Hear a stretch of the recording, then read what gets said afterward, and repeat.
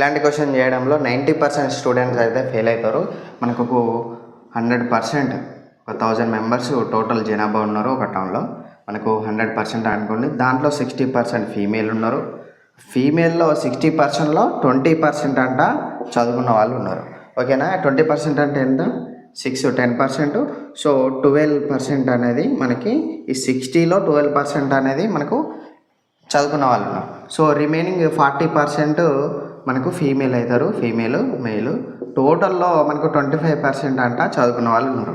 So ఈ టోటల్కి వెళ్ళి ఈ 12% తీసేస్తే ఎంత అవుతుంది? 13% అనేది ఫీమేల్ అవుతారు. సో ఈ 13% ఫీమేల్లో ఎంత పర్సెంట్ అవుతుంది? ఫీమేల్ 40%, 100% అనుకుంటే ఈ 13% ఎంత అనుకోవాలి. సో 4 is 10%, 4 మూల 12 అంటే 30%.